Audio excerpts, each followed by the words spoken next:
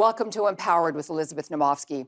Now, we all experience war zones in the comfort of our homes while watching the news, or we read about them in the papers or on the internet. But what is it like to report on those war zones, standing in the thick of things, experiencing it firsthand, and then having to leave to live your life in a normally safe country? Now, today I'm speaking with Teri Schultz, who's a freelance journalist living in Brussels, Belgium, but originally from New Mexico, USA. Throughout her career, Teri has covered the European Union, NATO, and Russia. She's also covered global hotspots such as Afghanistan, Pakistan, and the Middle East. Her special focus is on transatlantic relations, security, defense, intelligence, and counterterrorism. Welcome, Teri. Hi, Elizabeth. So Thank you good for to having me. Well, thank you so much for taking the time to see me. It's been a while since I've seen you, so this is a real treat for me. So you've been covering international affairs your entire career and NATO for more than 15 years. And in fact, that's the place that you and I first met, at NATO headquarters 10 years ago. You've told me some of your most powerful experience as a journalist covering Afghanistan. Why don't you take us through what that's like? This has really been one of the most impressionable experiences of my life because I went to Afghanistan first when the war just started. That was 2002, and I was covering the State Department at the time. So I went with then Secretary of State Colin Powell. And there was so much hope at that time that the Taliban was going to be pushed out, that with the US help and the help of other international partners, Afghanistan was really going to be able to turn a corner and sort of come back into the international community that it had been. And in the 70s, you can see pictures of the country with women wearing the same kind of clothes that we wear, going to university and this kind of thing. And the Afghans who'd been suffering under Taliban rule and who were now going to be allied with the United States really hoped that their country was going to, be able to rejoin the modern world. And so I went back 6 times in total over the more than 20-year war. And I think that many people who worked on Afghanistan, many people who fought in Afghanistan would share my absolute devastation at what that country looks like now, and particularly the situation of women in that country. It's worse than the first time the Taliban took power. They're being punished for all of the gains that they made during these decades.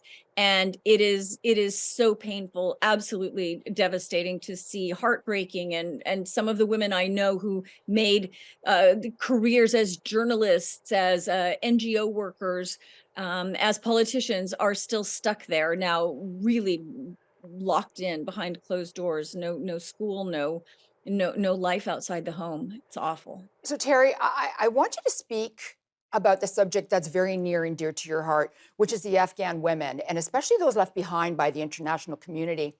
How has that affected you and everyone else that you know that has been, back and forth over the years? I mean, I would say that it's affected me not nearly as much as those women there, but I can tell you that not just myself, but so many people were trying desperately to get them out, because just being a woman who'd tried to accomplish anything in the last 20 years made you an instant target for the Taliban. I worked with women journalists. I profiled women journalists over these years, and they were crying on the phone, sending messages, sending me copies of the death threats that they were receiving from the Taliban, saying that they were going to slit their throats and that of those of all their families. And it was so frustrating how few of them got out. I mean, yes, thousands did get out, but when the ones that were left behind and you couldn't reach any international authority who could help them get out, it felt like we had betrayed them, and I felt personally that I had betrayed them because I couldn't get them out.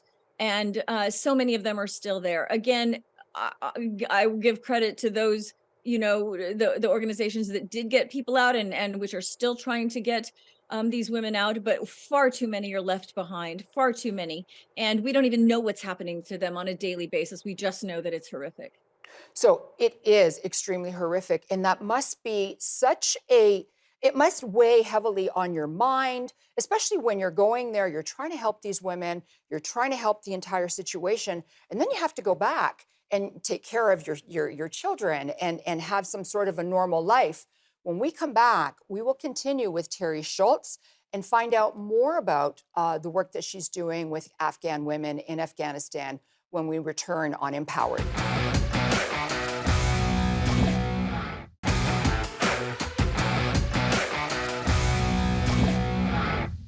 Welcome back to Empowered with Elizabeth Naumovski. We're discussing visiting war zones in impoverished countries and empowering the women in them. Now, speaking of the situation of women in Afghanistan, we hear now and then in the news about how bad their situation is. But of course, it's not something that we get attention on a daily basis. Would you please let us know what we need to know now?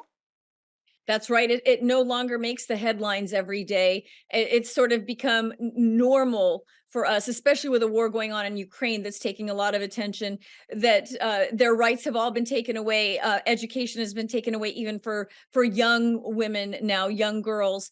And this can only, bode ill for the future. They won't even hope for things anymore that they did when they had schools and access to information from the outside world. But and like I said, I and people with a lot better connections than I tried so hard to get as many women out as possible, and so many are left behind. So I would just encourage anyone who knows of an organization in their community that helps Afghans adjust to life in the States, those that were lucky enough to get out, and if there is legislation or other kinds of movements supporting family reunification, it's possible to negotiate a bit with the Taliban. There are still people leaving on flights, not in mass, but occasionally people can get out. So if anyone still has a heart for this horrible situation, just look around and try to help those that are there, and support all these efforts to get other women out, the relatives of those who have been lucky enough to escape. So I watched your interview with Leiluma Sadid, who made such an emotional plea to NATO not to acknowledge the Taliban. Is there anything people can do other than what you just said to help the Afghanistan women? Because even her mother told her to stop advocating or she would die. That's right. And Leiluma had to make this decision that she could not be silent, because she was one of the few women outside of the country who has this platform, who can ask questions at NATO headquarters, at European Union headquarters. She's extraordinarily brave, and her family also has sacrificed a lot for this. I think that it really helps if people seek out information. If you look past the front page and find the stories about what's happening in Afghanistan still, and perhaps in local communities, there are ways that you can help them. But I think just remaining informed and remaining engaged, and simply reminding yourself that this is not over, and that hopefully in the future we will have more of an opportunity to help. This itself is important. And in fact, the Taliban has not been recognized by the United States nor by the European Union. And I personally hope that this is the case, as long as they have not fulfilled any of the promises they made to the international community for the treatment, especially of women and minorities. So security and defense are topics often seen as male-dominated issues, as this whole topic that we've been discussing. Is this the case? It's less the case than when I arrived in Brussels 15 years ago, and was most often the only female in a lot of these briefings. Especially the smaller ones. It still happens occasionally, but much less. I'm so encouraged to see young women journalists coming up who are focused on security, on intelligence issues, on the things that used to be more of a male domain. But for example, if you look in the United States at the reporters covering the Pentagon, so many of them are women. I'm certain that the same is true in Canada as well. There are more and more women on this beat. I mean, there are women soldiers who then move into reporting like men have done for generations. So it's changing little by little, but it's not easy. It is still a male-dominated world, and if you go out on assignment in Afghanistan, of course you're going to be surrounded primarily by men, because that's who's serving in the armed forces. But it is changing, and women are taking higher leadership roles inside the military, and that also is a good good example for all of us. So we have about 30 seconds before we go to break. So quickly, how did you decide to specialize in this? Because this is not a normal type of job. It was just the most interesting thing I could do. I covered the State Department for 6.5 years, and moving to Brussels, NATO is the center of so many things that happen here, and I was compelled, and haven't regretted it for a minute. Good for you. So we're going to get back to talking to you about your career and the women in Afghanistan in a few moments. Don't go away.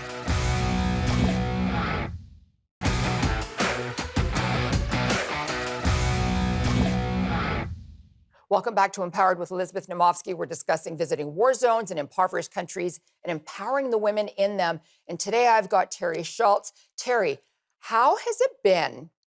Has being a woman affected your career?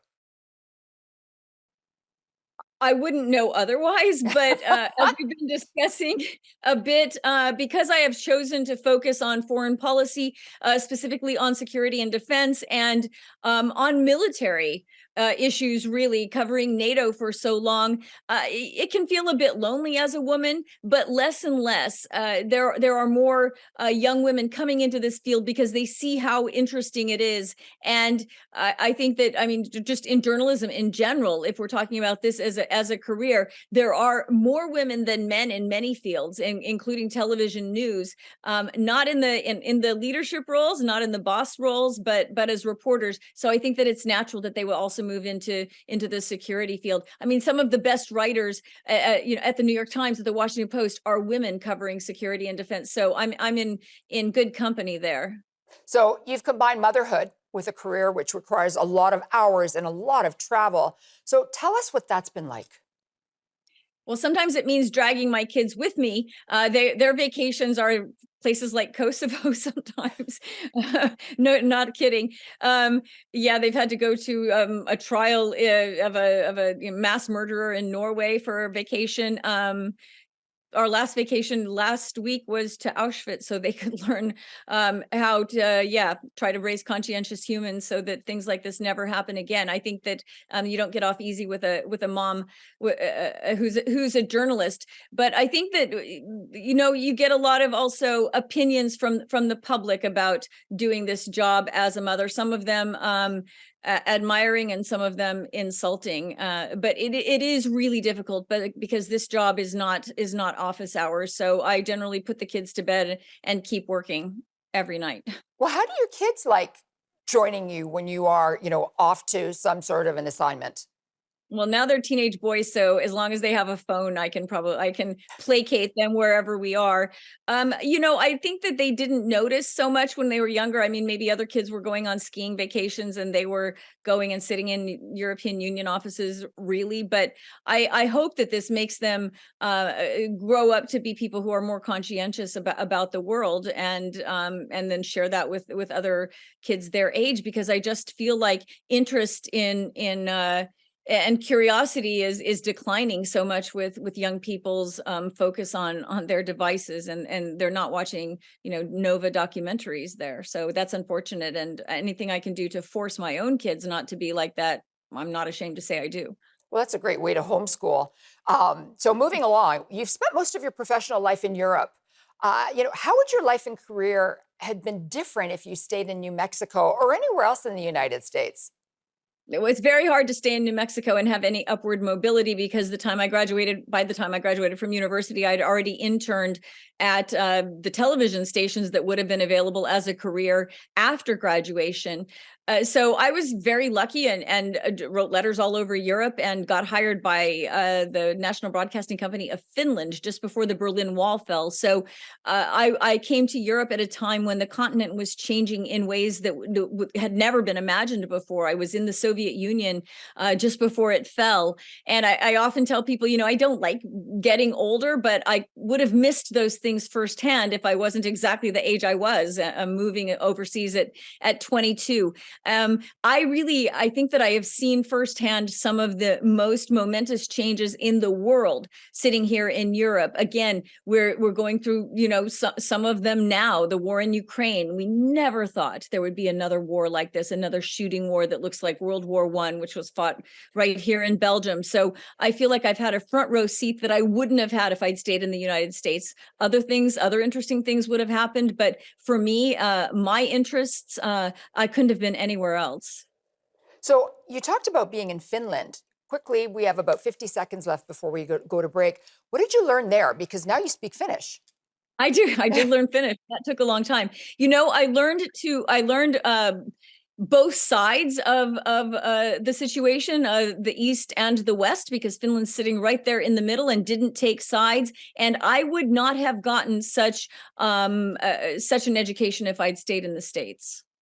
Good for you. You know, and that's the thing. A lot of people want to do change. A lot of people want to go out and try different things, but people don't have the courage. And you had the courage to leave the United States, leave an English-speaking country, and go to a new country, learn a new language, and learn a new way of life. We will be back with more of Teri Schultz in a moment.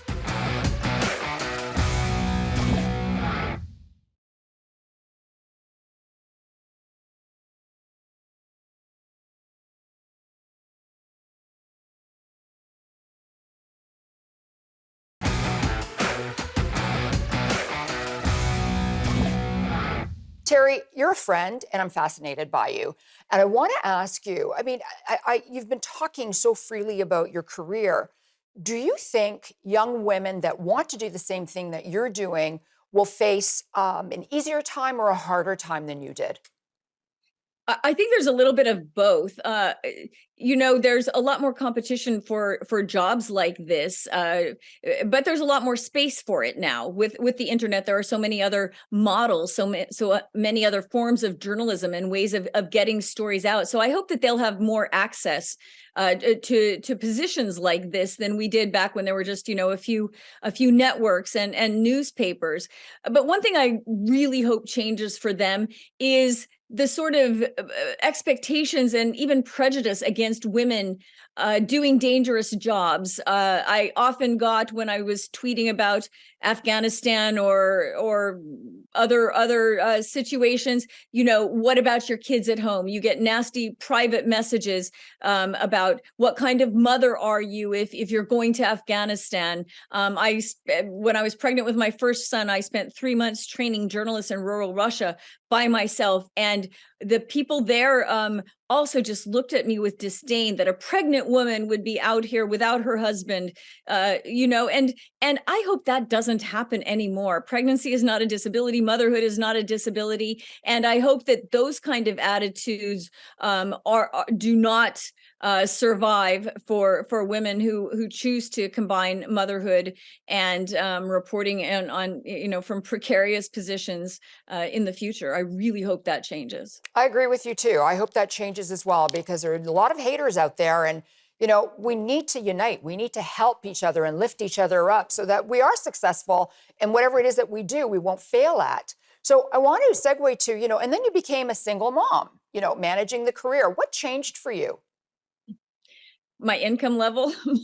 Yeah, I mean, this is something, I mean, every divorced woman knows. You really face a huge difference in your standard of living and your quality of life for a while there. I mean, I would say it improves in other ways as well, but this was something that was very difficult. I have custody of my sons, and so it's very hard to get off at 6 o'clock every evening or even earlier in time to make it to the garderie to pick up your kids in a career like journalism. And I think that doing this by myself really was very difficult. But again, it's part of the dual job of wanting to be a mom and wanting to be a journalist. And I wouldn't trade it for anything.